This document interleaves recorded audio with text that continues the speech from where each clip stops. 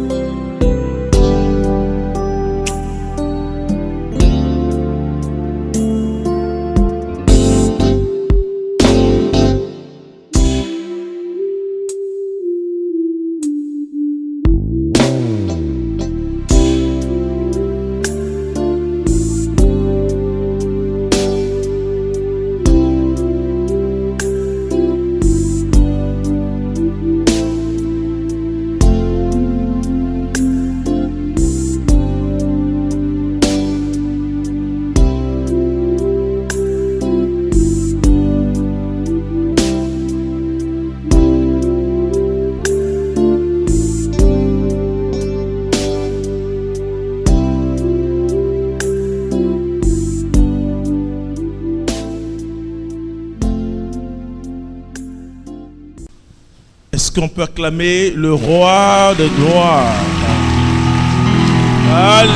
Est-ce qu'on peut se tenir debout et lui dire merci? Merci pour ce temps de carême. Amen. Nous allons entrer, on peut s'asseoir. Nous allons entrer dans ce temps de carême dans la mystique. Quand l'Église dit la mystique, qu'est-ce que la mystique? Premièrement, la mystique, c'est parce qu'elle est mystérieux. Ok? La mystique n'est pas aussi ce qui est forcément secret. Mais la mystique, c'est une connaissance approfondir de Dieu qui crée une intimité entre l'homme et Dieu, de sorte que, bien que vivant sur la terre, j'ai joui des biens divins. C'est-à-dire que la mystique me permet, bien que vivant sur cette terre, de voir déjà la gloire à venir, mais de participer d'une façon active à cette gloire. Donc, en somme, la mystique est une expérience de Dieu, mais une expérience approfondie de Dieu. Ce qui est caché nous est révélé. Donc, le mystique, c'est celui qui vit de révélation, mais avec un petit R. Parce que la révélation avec grand R, c'est le salut apporté par Jésus. Ce qui avait été caché aux générations passées est dévoilé maintenant. Donc, le mystique dans l'église, c'était chrétien ordinaire. Mais par l'excellence de ses révélations sur Dieu, dont a une grande connaissance de Dieu. Alléluia. Enfin, Maranatha, enfin, c'est pas grave. Hein? Et donc, le thème que nous allons traiter au cours de ce temps merveilleux, hein, vous savez, nous à Saint-François, on a commencé le carême avec une joie extraordinaire. C'est-à-dire, à la messe de dimanche, on nous a prêché que le carême était un temps de joie. Et du coup, on est joyeux dans le carême. Amen. Même quand tu jeûnes, que ça te prend les intestins, il faut dire je suis joyeux. Amen. Parce que la privation en Dieu, c'est une privation volontaire en vue d'un bien plus grand. Amen. Donc, nous allons lire en introduction pour commencer notre temps, parce que je vais parler maintenant des données prophétiques de la bénédiction. Et nous allons comprendre très simplement. Nous prenons Luc, chapitre 22, à partir du verset 39. Luc, chapitre 22, à partir du verset 39. Donc, comme je l'ai dit, le thème c'est de la croix à la gloire. Et nous allons comprendre qu'il ne peut pas avoir de gloire sans croix.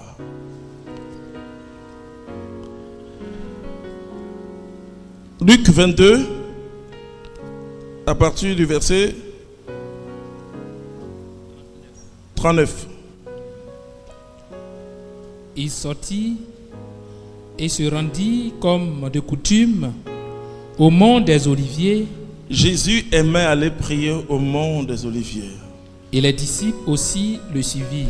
Et les disciples aussi le suivirent. Mais l'Écriture ne dit pas que les disciples prient.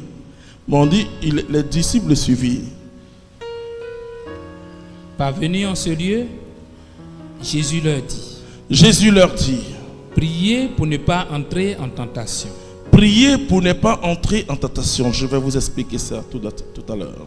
Puis il s'éloigna d'eux environ d'un jet de pierre et fléchissant les genoux. Il s'éloigna d'eux d'un jet de pierre. C'est-à-dire que si vous essayez de prendre une pierre et que vous essayez de lancer avec toute votre force, sûrement la pierre va dépasser la clôture et la pierre ira jusqu'à la maison qui est au fond là-bas. Donc il y a eu une distance entre les disciples et Jésus. Et fléchissant genoux. Et fléchissant genoux, quand Jésus prie, ils fléchirent les genoux. Il priait en disant. Il priait en ce sens. C'était un moment assez important. Vous allez voir que dans ce cheminement, nous commençons ce cheminement par Gethsémane. Vous voyez, durant tout le temps de carême, nous sommes au mont des Oliviers. Et nous allons faire le parcours ensemble, et ce que nous appelons le chemin de croix. Et nous allons parcourir ensemble pour aller jusqu'au point de la mort, Golgotha. Amen. Mais nous allons ressusciter. Amen. Oui. Père. Il prie, il dit Père. Si tu veux. Il dit si tu veux. Éloigne de moi cette coupe. Éloigne de moi cette coupe. Jésus de Nazareth, qui avait une révélation excellente, voyait déjà l'œuvre de la croix. Mais ce n'était pas facile pour lui. Parce que n'oubliez jamais que Dieu s'est fait homme tout en demeurant Dieu. Amen. Alors, en tant qu'homme, ce n'était pas facile pour Jésus. Alors, par la prière, il communiquait avec son Père. Cependant, il dit, Père, si tu veux, éloigne de moi cette douleur, cette épreuve.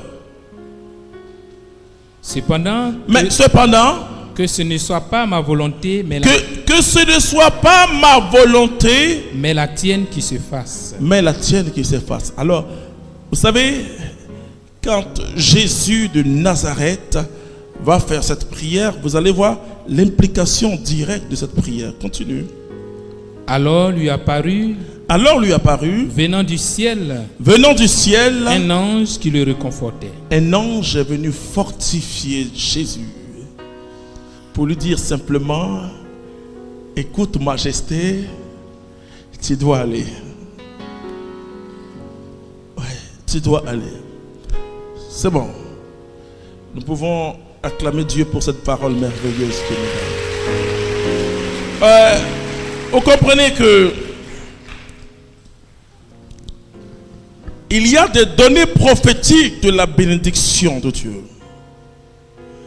C'est-à-dire, il y a des occasions, ou si vous voulez, aussi des circonstances, si vous voulez, des éléments qui provoquent la bénédiction de Dieu. L'Écriture nous dira en Proverbes chapitre 10, verset 22, que c'est la bénédiction de Dieu qui enrichit et donc elle n'est suivie d'aucun chagrin. Nous allons prendre un texte que nous avons l'habitude, et je vais souhaiter que durant tout le temps, nous allons prendre, on n'a pas le temps, le psaume 126. Le psaume 126 a une particularité, c'est que ce psaume-là nous parle du peuple qui a été délivré, le peuple qui avait pleuré. Alors, la Bible va prendre un fait très simple. Non, je vais vous faire lire quand même. Parce que, comme je ne connais pas la version de vos Bibles, donc je préfère vous lire dans la Bible de Jérusalem, le psaume 126. Ok? Frère Eric. Quand le Seigneur ramena les captifs de Sion, nous étions comme un rêve. C'était comme un rêve.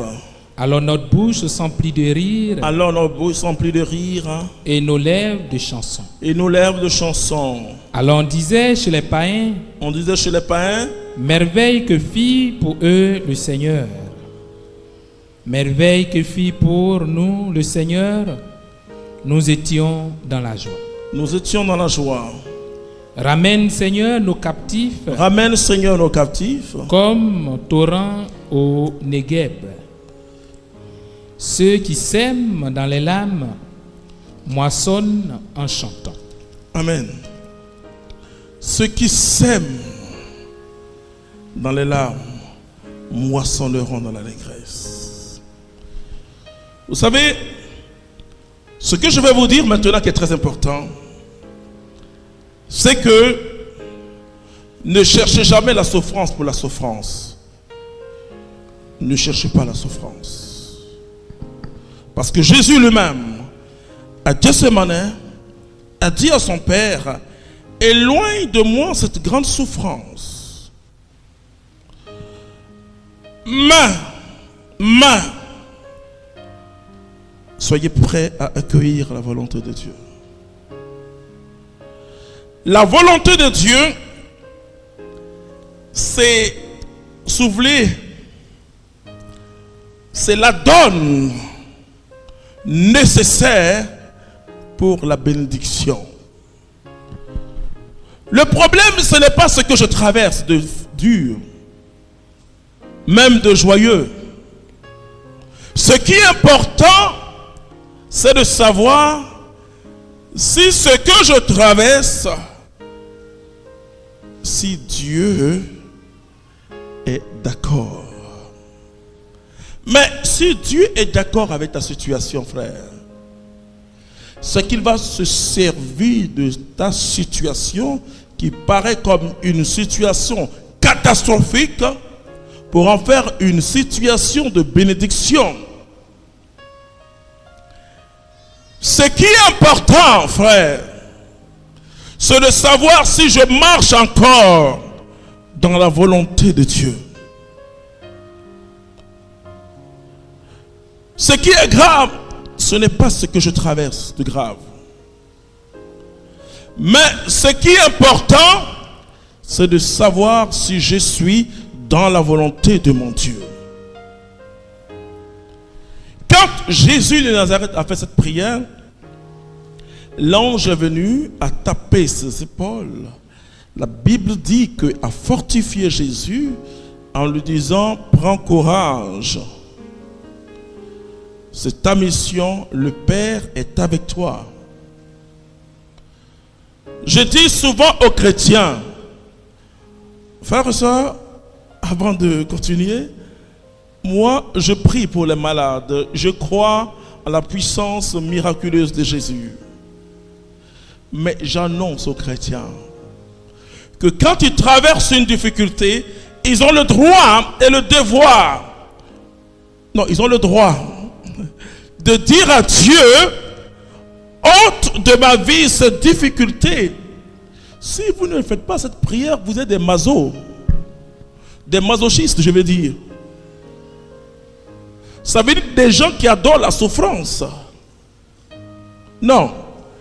Mais si nous avons le droit de dire à Dieu, éloigne de moi cette épreuve, éloigne de moi cette douleur, nous avons le devoir d'accueillir la volonté de Dieu.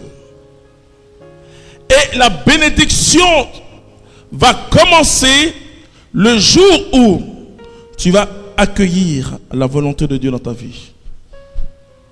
On remarque que quand Jésus a dit « Père, toutefois, non pas selon ma volonté, mais selon ta volonté », un ange est venu fortifier Jésus. Amen.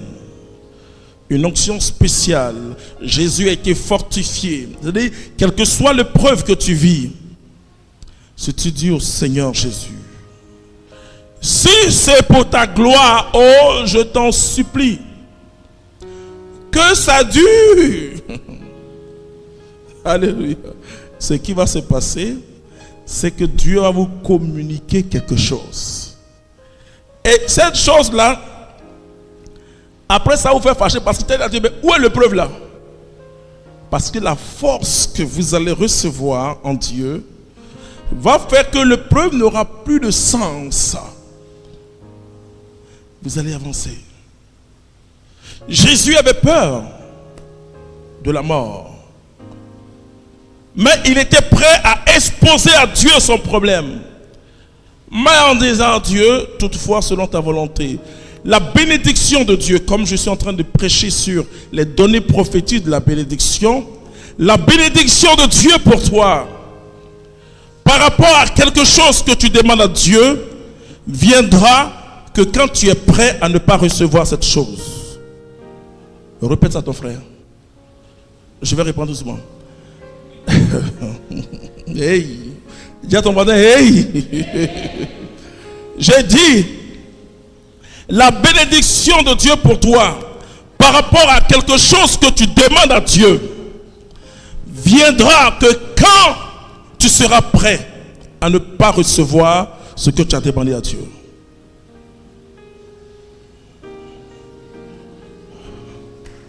Donc, dis à ton voisin, pour qu'il comprenne bien, même un peu vers ses oreilles, parle. Hey. Ouais. Sinon, il n'y a pas une autre voie. Si tu n'es pas prêt à renoncer à ce que tu demandes à Dieu, c'est que tu ne peux rien recevoir de Dieu. Ça peut vous paraître assez bizarre, mais c'est comme ça, ça marche. C'est vrai que c'est une expérience. Pourquoi je vous ai parlé de la vie mystique? C'est une expérience. Parce que quand je demande quelque chose à Dieu, la première des choses, c'est que je ne veux même pas savoir si ça vient de Dieu. Je demande à Dieu. Et la deuxième des choses, c'est que je me dis que Dieu doit me donner.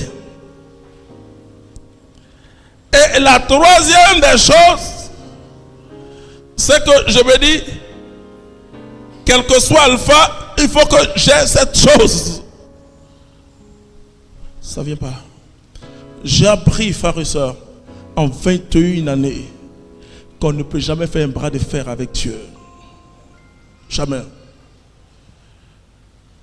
Et je me suis rendu compte que ce n'est pas nos pleurs qui influencent Dieu, c'est l'état de notre cœur qui influence Dieu. Et donc, si tu n'es pas prêt à renoncer à ce qui te tient à cœur, frère, sœur, tu ne peux pas recevoir cette chose de Dieu.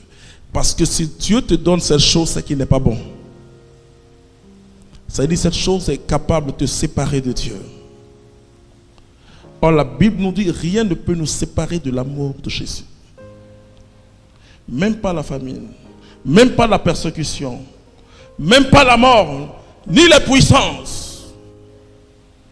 Il parle de la vie, il dit même pas la vie, mais il parle aussi de la mort. C'est-à-dire la vie, c'est ce qui est bon. Il dit ni la vie, ni la mort, ni le passé, ni l'avenir, rien ne peut nous séparer, ne peut nous arracher de l'amour de Dieu. Donc ça c'est la première, ou si vous voulez, le premier principe pour entrer dans une bénédiction de Dieu. Et c'est exactement ce que Jésus a fait. Parce que être dans la bénédiction de Dieu ne signifie pas que tout est facile. Être dans la bénédiction de Dieu veut dire que quelles que soient les difficultés, je marche dans la foi. C'est ça. Ce qui effraie Satan, et tu vas lire 1 Jean 5,4. Ce ne sont même pas nos cris. Ce ne sont même pas nos prières qui effraient Satan. La Bible va nous dire quelque chose et je veux que tu le répètes après aussi à ton voisin. 1 Jean chapitre 5 verset 4. 1 Jean chapitre 5 verset 4.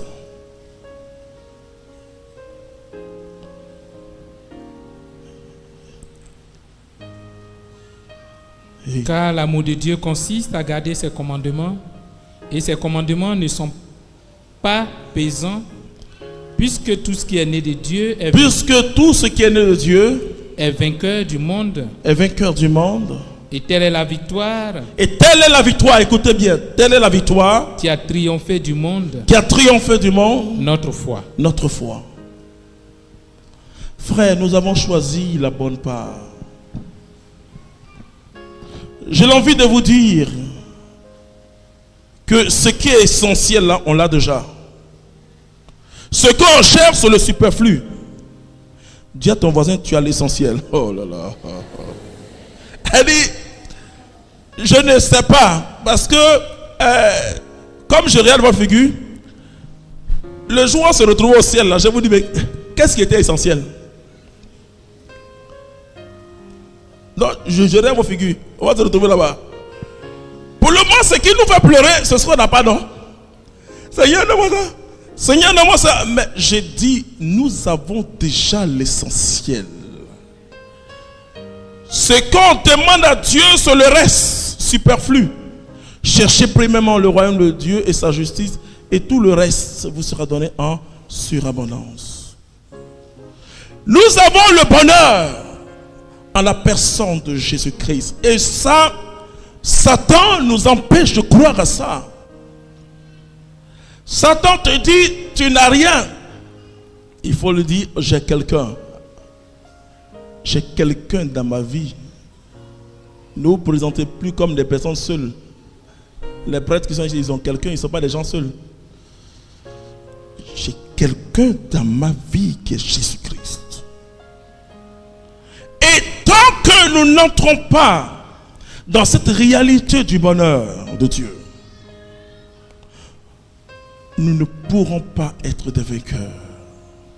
Donc le deuxième principe pour être dans la bénédiction de Dieu, c'est qu'il faut choisir Dieu et lui seul comme ton bonheur. C'est pourquoi la Bible dit, fais du Seigneur tes délices.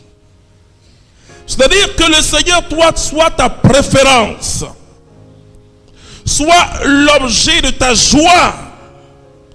Alors il te donnera ce dont ton cœur désire. Ça, c'est le deuxième principe. Ouais. ou la deuxième donne ou donner de la bénédiction. Sinon, si Dieu n'est pas ton bonheur, ton seul et unique bonheur, frères et sœurs, je vous assure que quand vous expérimentez Jésus-Christ de Nazareth, tout le reste n'a pas d'importance. Quand vous expérimentez Jésus-Christ de Nazareth, que vous soyez un homme marié ou une femme mariée, celui qui est important, c'est Jésus-Christ. Que vous ayez des enfants ou pas, celui qui compte dans votre vie, c'est Jésus-Christ de Nazareth. Notre bonheur, c'est Jésus-Christ. Nous avons déjà tout. Nous avons déjà ce qui fait notre bonheur. Et quand tu as fait cette expérience tangible et radicale de Dieu, le diable commence à avoir peur. Parce que la Bible dit, même pas les épreuves, ni les puissances qui vont s'acharner sur nous, rien ne peut nous décourager. C'est ce que Paul veut dire. Rien ne peut nous décourager. On va toujours avancer dans la foi. Vous voyez, quand tu marches, il ne faut pas faire pitié. Je dis à ton voisin, un conseil. Il ne faut pas faire pitié. Parce qu'il y a un que tu... Il y a un qui veut que tu fasses pitié. Il s'appelle le diable. Quelle que soit la douleur qui est dans ton cœur, marche bien. Ça va? Marche bien. Marche bien. Dis à ton voisin, marche bien. Parfume-toi bien, habille-toi bien. Parce que notre ennemi, il voit notre comportement, ben, il pâlit dans notre cœur. Oui. Marche bien. Alors Satan va courir. La Bible dit, soumettez-vous à Dieu. Résistez au diable, il fuira loin de vous. Mais il faut être soumis à Dieu. Dis à ton voisin, ton bonheur c'est Jésus-Christ. Et on va lire Paul. Tu vas prendre 2 Galates. Comme c'est cheminement, je suis obligé. 2 Galates, chapitre... Non, 2 Galates. Galates 2, voilà. Galates 2, versets 19, 20, 21. Regardez ce qu'un homme, comme vous et moi, va dire. Un homme, c'est-à-dire qu'il a du sang, il a la chair, il a des os. Il est comme vous et moi. Qu'est-ce qu'il va dire? Parce que quelque chose s'est passé dans sa vie. Galates chapitre 2, à partir du verset 19.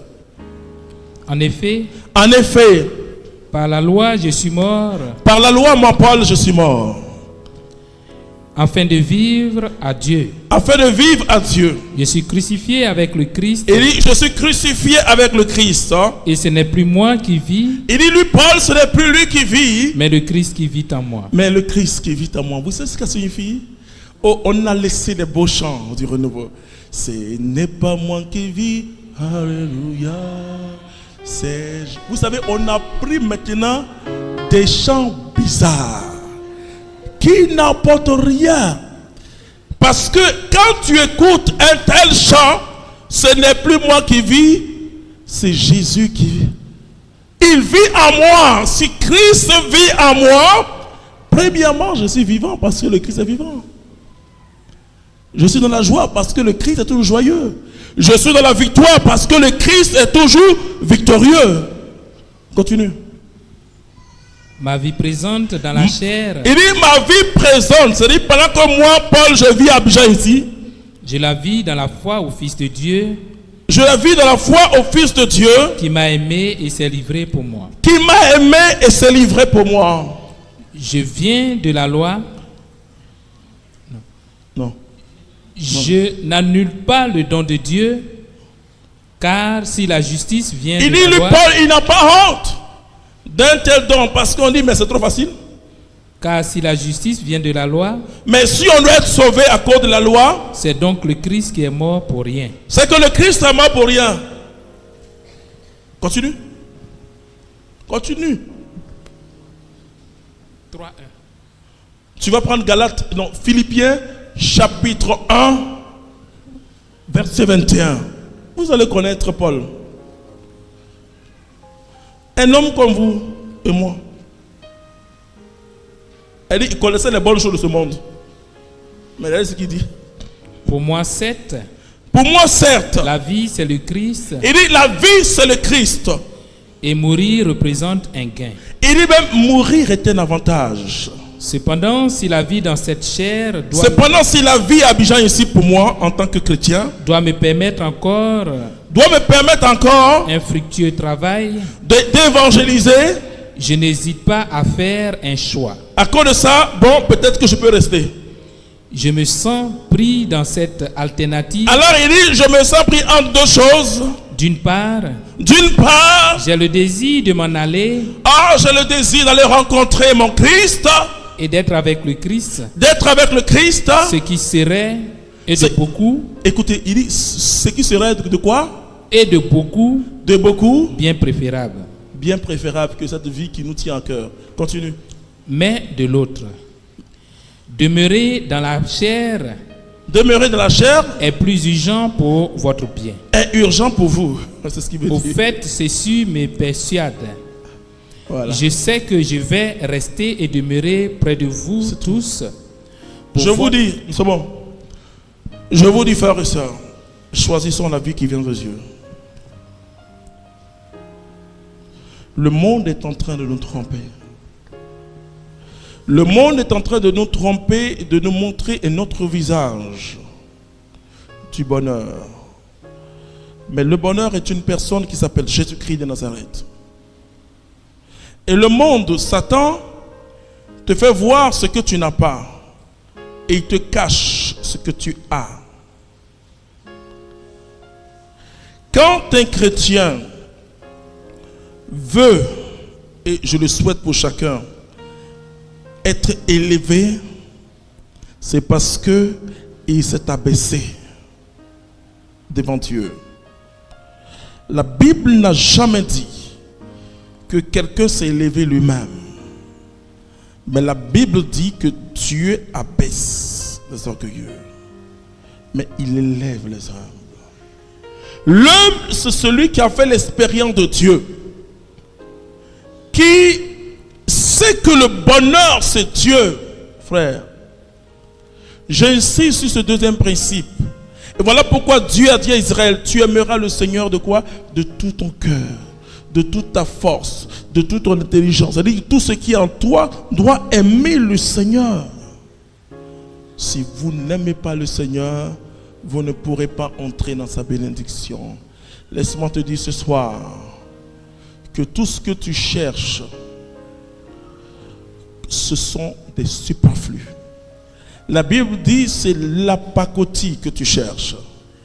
Mais le trésor caché, c'est Dieu lui-même, qui a été révélé à la face des hommes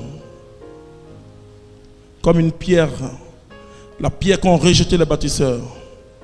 Or, c'était la pierre principale pour construire un autre édifice qui est différent de ce monde, avec un autre modèle. Quand Dieu donnait, un jour je vais vous donner l'enseignement sur le temple de Jérusalem, et parce que d'abord il y a eu la tente de la rencontre, mais chaque pilier, tout ce qui était dedans était toute une prédication de Dieu à son peuple. Mais nous sommes aujourd'hui, nous, le temple vivant, un temple plus puissant, plus noble que le temple de Jérusalem, qui est un temple physique. Je dis, au cours de ce temps de carême, il te faut faire une véritable expérience. Une expérience qui va transformer la société. Parce que nous nous sommes rendus compte. Et voilà pourquoi, sans faire de publicité, je vous dis, il y a deux événements importants sur le plan prophétique dans les activités de la communauté pour l'an 2010. Il y a ce qui va se passer après-demain à l'hôtel de golf.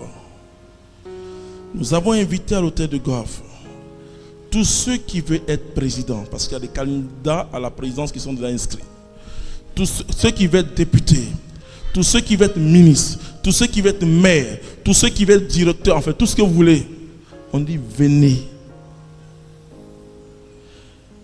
Nous nous sommes rendus compte d'une chose.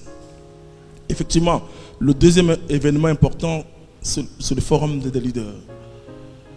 Nous pensons que le vendredi, la Côte d'Ivoire va changer. Parce que vu ceux qui sont inscrits, je sais que Dieu va transformer cette société. Parce que quoi, frères et sœurs? Il y a beaucoup d'églises. Il y a même beaucoup de temples et de mosquées. Mais le peuple ivoirien aujourd'hui n'est pas un peuple converti. Parce que quelqu'un qui est converti, vous savez, hier je priais et je pleurais presque pour, vous savez, pour les blessés, que ce soit dans le corps des manifestants ou les policiers, et surtout pour les morts. Ça ne dit rien à quelqu'un. Comment on peut conduire des jeunes à l'abattoir? Mais j'ai dit et je veux leur dire ça. Je vais parler de l'enfer. Vous savez, nous pouvons poser des actes et puis oublier. La Bible dit Dieu n'oublie pas. Il n'y a que le pardon. C'est-à-dire que, et c'est pourquoi quand vous allez à la confession, faites très attention. Ne pensez pas que vos péchés sont pardonnés comme ça. Non. Tant qu'il n'y a pas un regret profond dans votre cœur, tant qu'il n'y a pas une véritable décision, c'est ce qu'on appelle la réparation, tant que vous ne cherchez pas à sortir de ce qui a causé ça, oh le pauvre prêtre, lui ne voit que ce qu'il voit. Il agit au nom de Dieu, il va vous donner. Mais, et là je vous fais une petite parenthèse théologique. Dans le sacrement, il y a des éléments. Il y a des éléments objectifs et les éléments subjectifs. L'acte qu'il va poser en tant que prêtre est un acte valable. Mais vous, l'accueil est illicite. C'est-à-dire que il a posé l'acte, mais ça ne va rien vous apporter. Parce qu'il y a dol, parce que vous êtes menteur. Tu sais que tu ne vas pas changer. Pas que tu as la capacité de changer. Tu ne prends pas l'engagement de changer.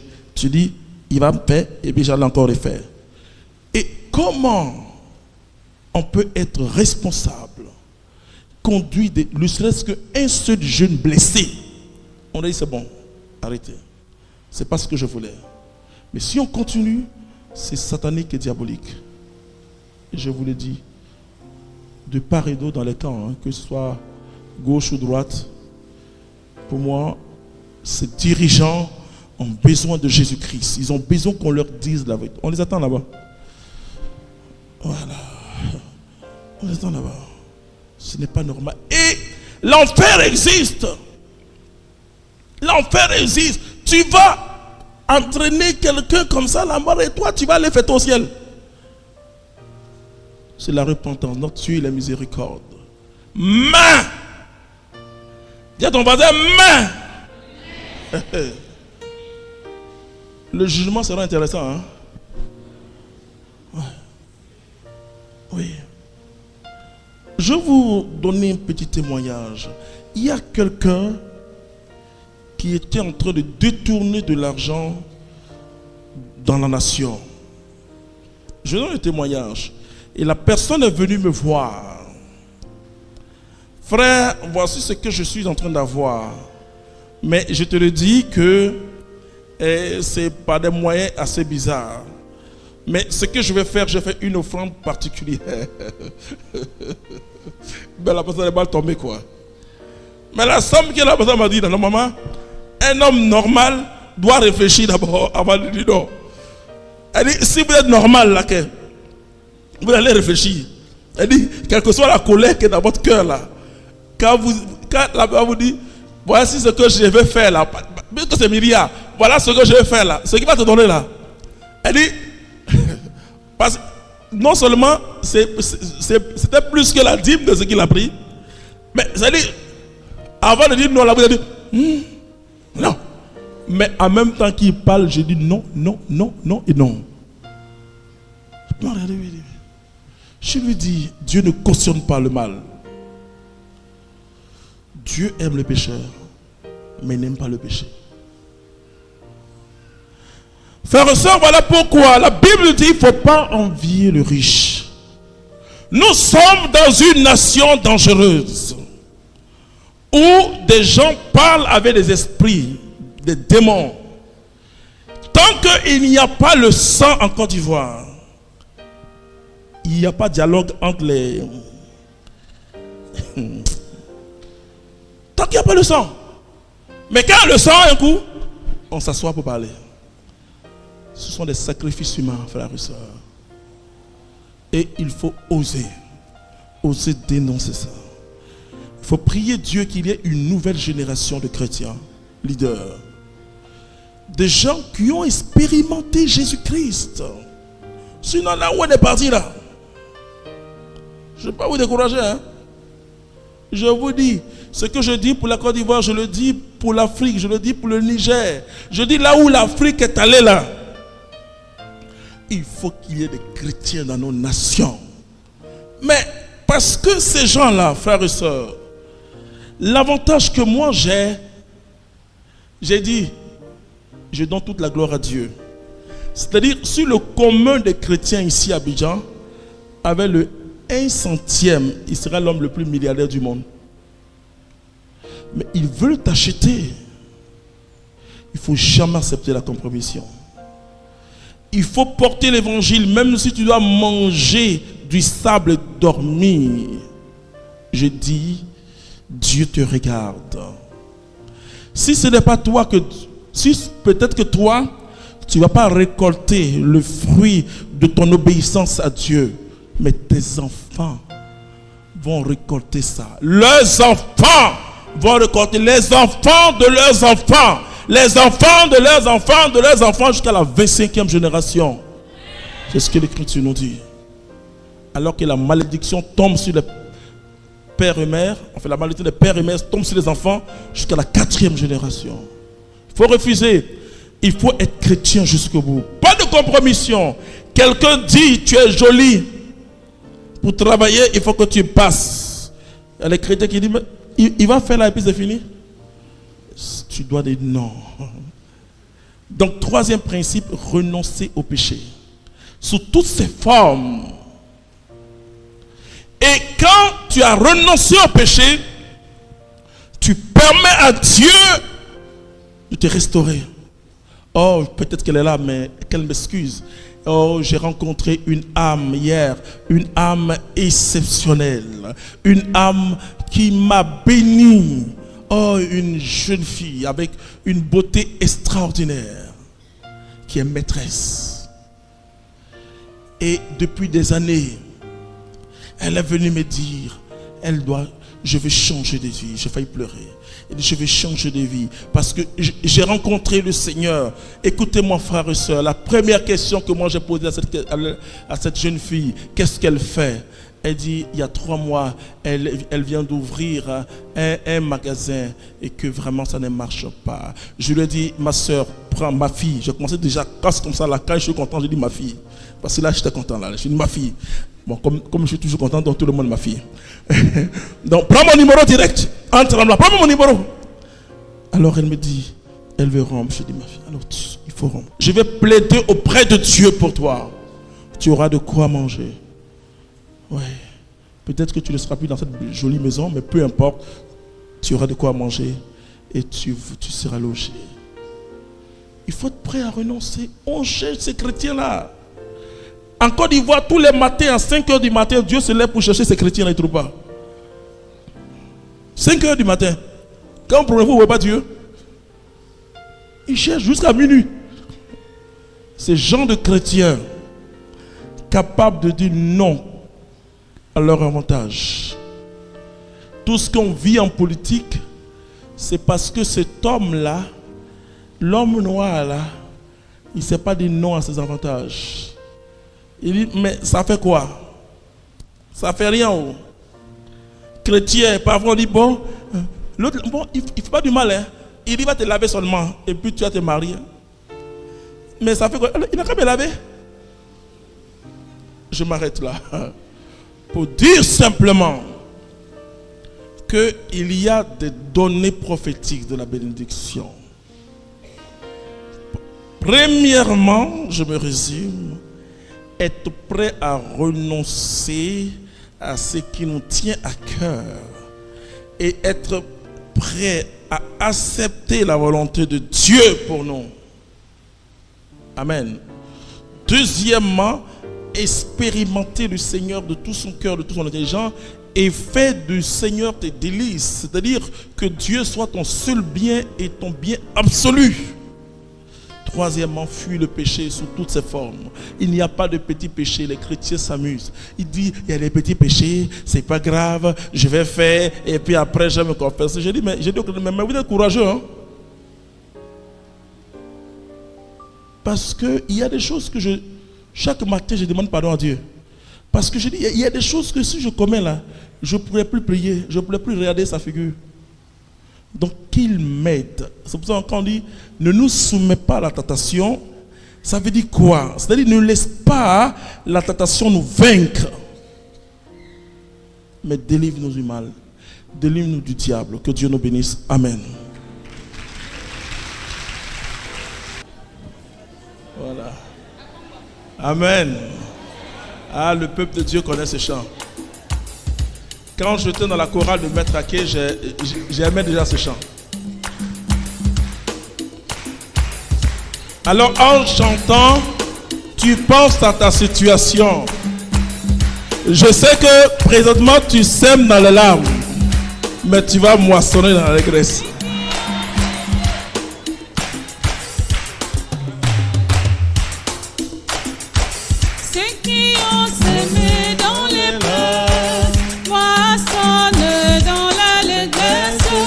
Maranatha. Ceux qui ont semé dans les larmes, dans l'allégresse. Même si tu souffres maintenant, il y a un lendemain joyeux pour toi. Tiens bon, j'ai dit tiens bon. Car c'est dans l'histoire qui se trace. Ceux qui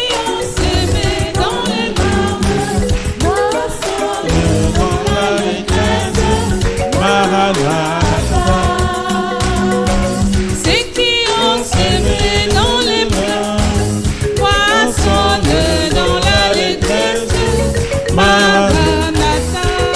C'est ton histoire qui se vit. Prends ta part de souffrance. Tiens bon jusqu'à la fin et tu verras la gloire de Dieu. Ceux qui ont semé dans les bras moissonne dans l'allégresse, Maranatha. Ceux qui ont semé dans les plats moissonnent dans l'allégresse, Maranatha. Ceux qui ont semé dans les plats, c'est ton histoire. Dans l'allégresse, c'est l'histoire de ta nation. Traverse. Traverse.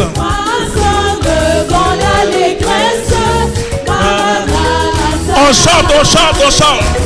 Ceux qui ont semé dans les pleurs, en chantant, passe en ton histoire. Maranatha. Ceux qui ont semé dans les pleurs, moissonnent dans l'allégresse. Ceux qui pleurent aujourd'hui au Père vont rire demain. Ceux qui ont semé dans la souffrance moissonnent dans l'allégresse. Maranatha. Ceux qui ont semé dans les pleurs moissonnent dans l'allégresse. de la moisson va venir. Ceux qui ont semé dans les pleurs moissonnent dans l'allégresse. Maranatha. Ceux qui ont semé La parole de Dieu nous dit, moissonnent dans l'allégresse. ce qui est important, ce n'est pas le commencement des choses, mais c'est la fin. Peut-être que tu sèmes dans les larmes. C'est très dur. Je dis, tiens bon.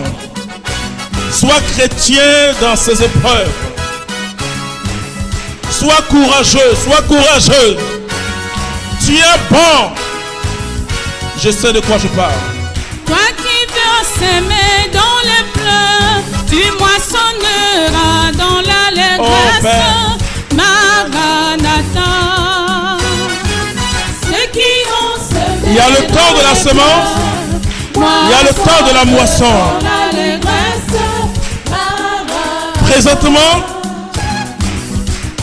Présentement, tu ne vois pas la récolte. C'est normal, continue. Ce que tu ne vois pas est caché. Quand tu sèmes, tu avais les grains dans ta main. Tu avais les grains dans ton grenier. Tu avais peut-être 3 sacs de maïs. Mais quand tu as jeté ça dans la terre, tu ne vois plus rien. Pendant un temps, tu ne vas rien voir. Mais il aura après le temps de la moisson. Et je te dis, il aura le temps de la moisson. Alors chante et danse même. Ceux qui ont semé dans les pleurs, moissonnent dans l'allégresse. Danse fort même. Parce que ta gloire est là. Pour le moment tu pleures, mais je dis tu vas rire.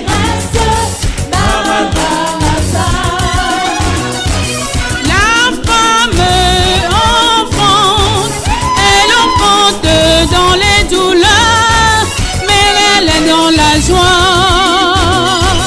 Ceux qui ont semé dans le cœur, moissonnent dans Pour le moment tu sèmes, mais tu vas moissonner. la promesse de Dieu s'accomplit. Elle s'accomplit. Le temps qu'il faudra. Elle va s'accomplir. Maranatha. Ceux qui ont semé dans les pleurs, Ceux qui gémissent, tu vas te redresser. Car la promesse de Dieu s'accomplit. se garde la foi, car ton Dieu entend tous tes cris. Maranatha. Ceux qui ont semé dans les pleurs, moissonnent dans l'allégresse. Maranatha.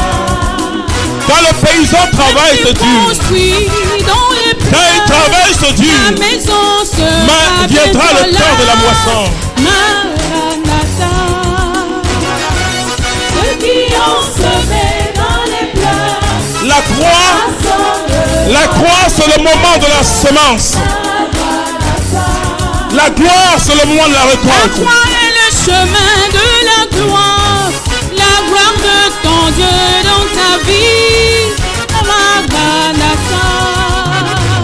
Pendant que tu chantes, Dieu te visite.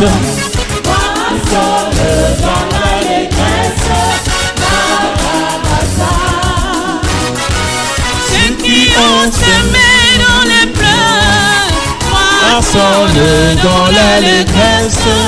Maranatha. Ceux qui ont semé Et dans les pleurs, moissonnent dans l'allégresse. Tu vas moissonner. J'ai dit, tu vas moissonner.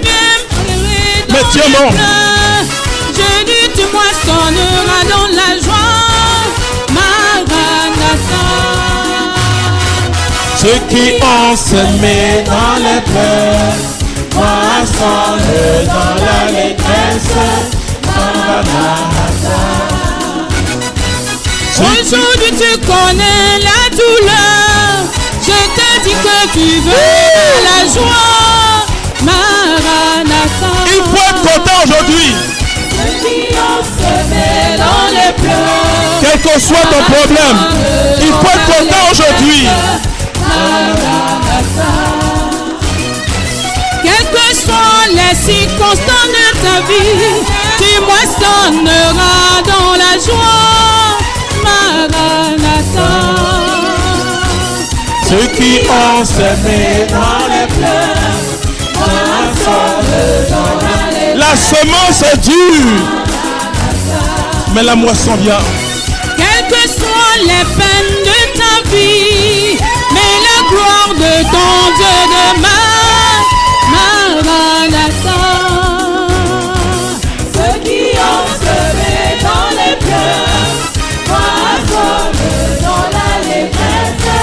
Maranatha. Quelle que soit la durée de la nuit, et le jour viendra sûrement. Maranatha. Ceux qui ont semé dans les pleurs, moissonnent dans l'allégresse. Maranatha.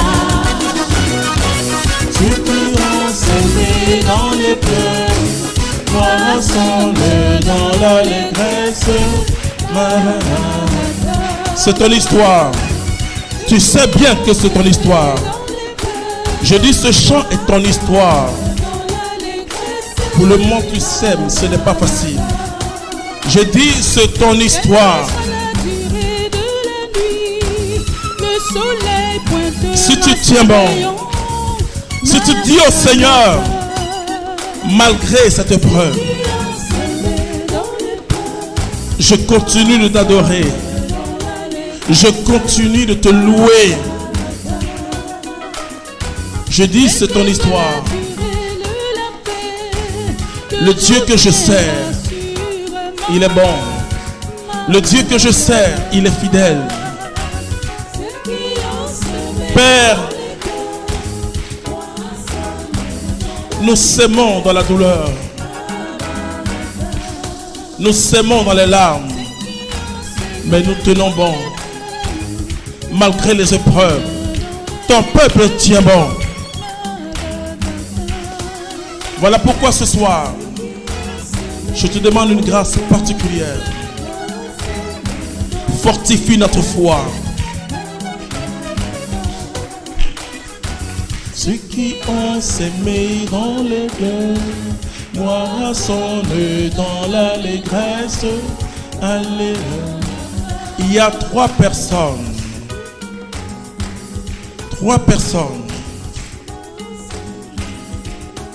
qui sont arrivées ici pour la première fois. Il y a une des personnes, tu as un fardeau sur la tête. Ta tension est montée. Et on t'a conseillé, j'ai même l'envie de dire, on t'a presque obligé à venir. Mais ce soir, le Seigneur est en train de faire quelque chose. Quelque chose de grand et de glorieux. Ce que tu portes, c'est vrai, c'est lourd. Mais la main du Seigneur est assez forte pour te décharger. Pendant que je donne cette parole, le Seigneur vous visite d'une manière spéciale. Je demande à ces trois personnes, je sais que beaucoup de gens portent des fardeaux, mais le Saint-Esprit a été précis. Je demande à ces personnes de venir ici, je vais prier pour elles. Le Dieu de Jésus-Christ est un Dieu vivant. Arrêtez-vous ici.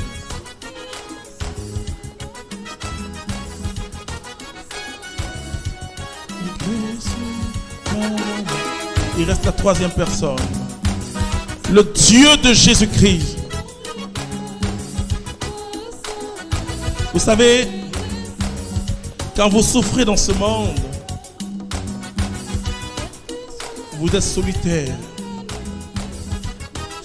Mais laissez-moi vous dire ce soir, il y a quelqu'un qui s'appelle Jésus-Christ. Il dit, venez à moi, vous tous qui êtes chargés, vous tous qui êtes fatigués. Ce soir, je vois votre miracle.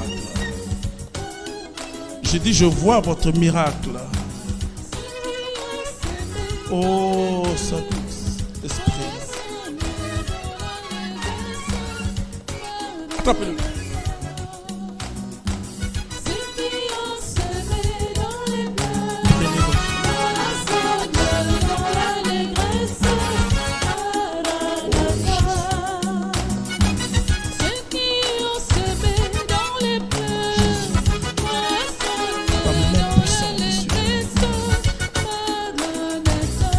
Ma soeur, il y a encore de l'espoir. Je dis, il y a de l'espoir. Père, agis dans sa vie. Je dis, il y a de l'espoir. Il y a de l'espoir. Oh Dieu. Père, je t'en supplie que ta main puissante soit sur elle. C'est terminé, ma soeur. Guéris son cœur blessé. Toute cette déception, tout ce qu'elle porte, toute cette souffrance, oh Dieu. Toute cette souffrance, oh Dieu. Décharge-la. Tu as dit, venez à moi, vous tous qui êtes chargés. Elle va moissonner dans l'allégresse. Le temps de la moisson est là.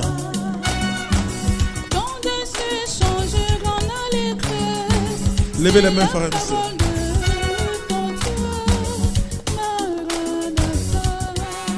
Peut-être que tu dis, ça tarde. Mais je dis qu'il aura la moisson. Il aura la moisson. Le paysan ne se décourage pas. Parfois, il sème. Il s'attend de la pluie et la pluie ne vient pas. Mais il persévère. Dieu te dit persévère. L'onction de Dieu est en train de descendre sur plusieurs personnes. La gloire est en train de descendre. Il y a une gloire qui est en train de descendre sur plusieurs personnes. Vous voyez, le Saint-Esprit est en train de fortifier plusieurs personnes par une gloire extraordinaire. Père, repars ta puissance. Dieu te dit, il y a une heure pour toi. Père, je te prie de précipiter ce temps de gloire. Vous voyez, une rangée, 2, 3, 4, 5, il y a une gloire qui fond sur vous. Je veux que vous aidiez ces personnes parce qu'une gloire est en train de fondre sur ces personnes. Il y a une gloire dans cette rangée.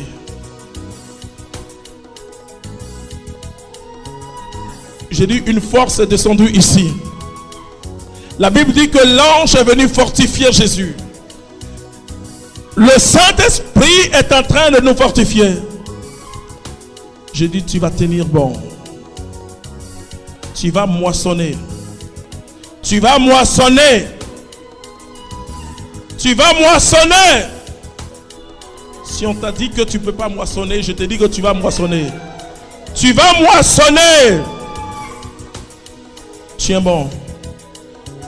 La gloire est en train de se répandre, frères et sœurs. L'ange a fortifié Jésus. Et ce soir, Dieu fortifie ta foi. Jésus est allé jusqu'à la croix. Et à la croix, il a vaincu. Et il a vaincu. Tu vas moissonner. Tu vas moissonner.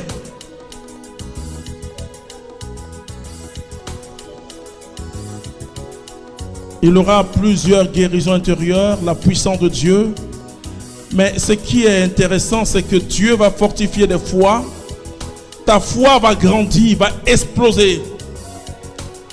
Tu auras une foi de qualité.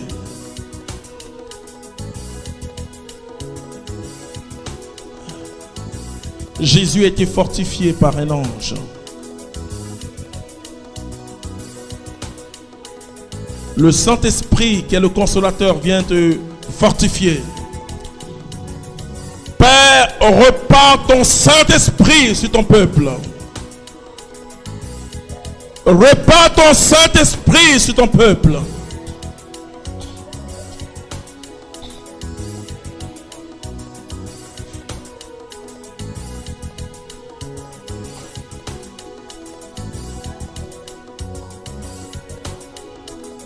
Vous voyez, et nous restons dans ce temps pendant 2 minutes simplement.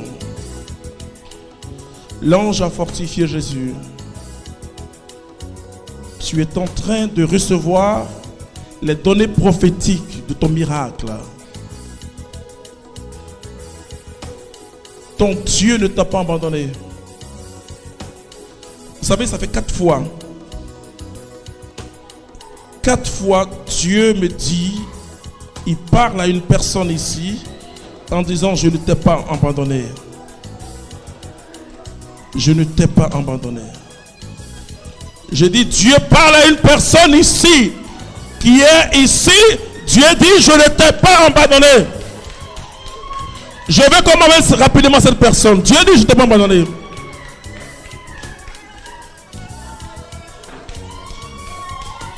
Dieu dit, je ne t'ai pas abandonné. Dieu ne t'a pas trahi. Tu es très humilié présentement. On t'a même dit qu'est-ce que ton Dieu peut faire pour toi. Oh, Dieu te dit, je ne t'ai pas abandonné. Je dis cette personne est là, qu'elle vienne ici, je vais prier pour elle. Parce que la moisson est là. Amenez-la, aidez-la à venir ici. Parce que sa vie sera un miracle. Je dis sa vie sera un miracle. Oh, nous tous on prie, nos vies seront des miracles. Mais il y a un défi.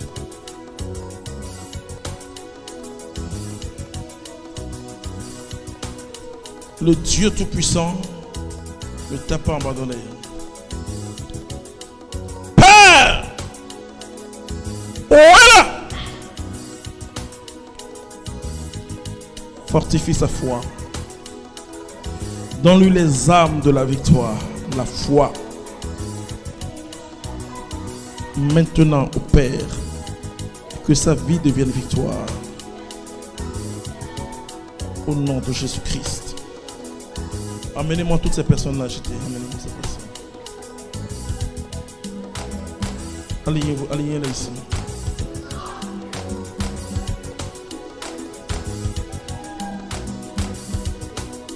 Amenez-la ici.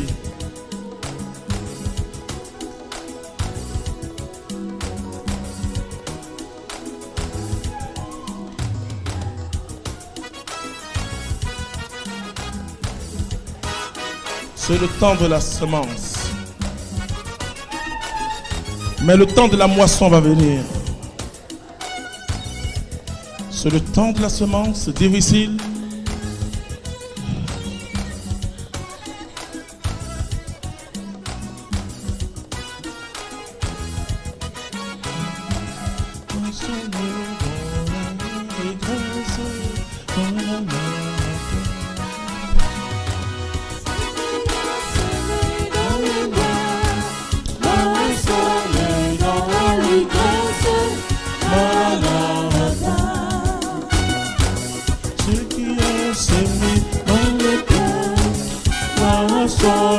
Dans l'allégresse, Maranatha.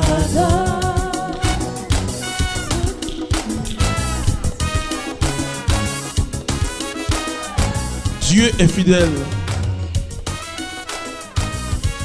C'est du chaos, attention, c'est du chaos que Dieu a fait le monde. Dans ta situation chaotique, la lumière va jaillir. S'aimer dans les pleurs, ensemble dans l'allégresse, Maranatha. Je dis, vous allez tous témoigner un jour de ce qu'il y a un seul et un vrai, l'unique Dieu. Il est fidèle.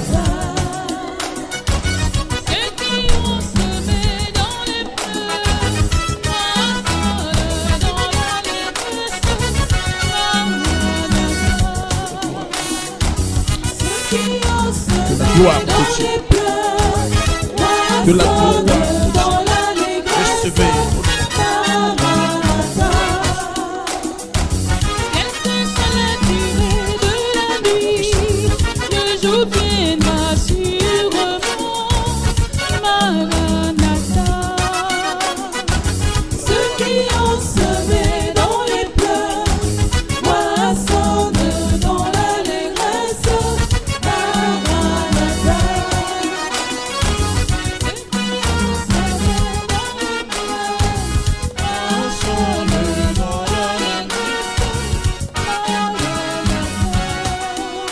On va acclamer le Seigneur. On peut s'asseoir.